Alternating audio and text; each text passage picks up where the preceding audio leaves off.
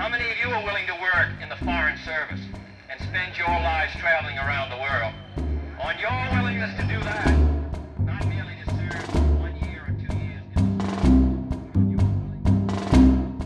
Here we were, height of the Cold War, 1960. Everybody was reacting to the fact that Castro had successfully carried out a revolution in Cuba. Everybody was worried about what was going to happen in the rest of Latin America. It was important that we reach out to Latin American students. Tell me, why are you going in this strange vehicle to Latin America? Well, the purpose of our trip is friendship, and specifically friendship with the college students of Latin America. We crossed the border, and the first place we hit in the town, we had to check something was leaking somewhere. We pulled up alongside a schoolyard. Suddenly we were surrounded by hundreds of kids, yelling and thinking it's the funniest, neatest thing. And I said, it's gonna work. This is really what we dreamed of.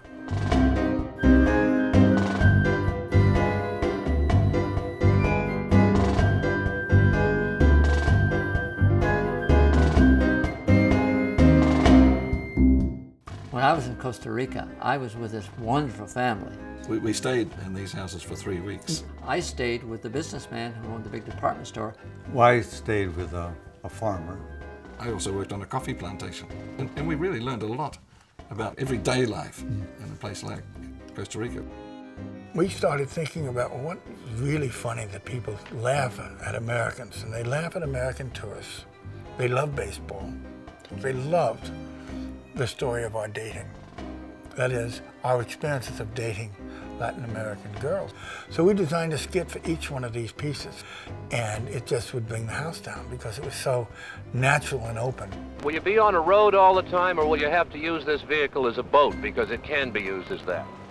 Well, we'll be on a road all through the United States, but when we get down to the Panama Canal, we have about a 300-mile stretch where we'll probably go into the Caribbean. Numerous people told us that the vehicle wasn't built for it and we shouldn't try to do it. Which is probably why we had difficulty getting any escorts. Nobody wanted to take that kind of responsibility or be out there for that foolhardy, the ultimate sure disaster that they saw happening. Oh, it was bad. On the third day, the propeller broke away from the struts and it started flapping around, and we had to get ashore. Basically, we were marooned.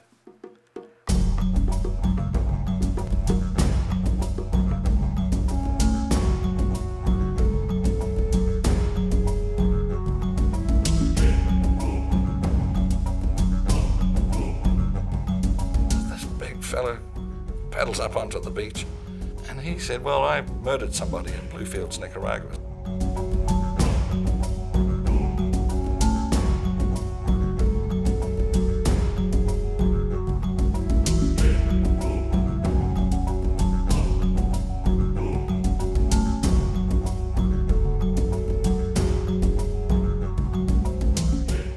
There was very mixed emotions when we hit Washington.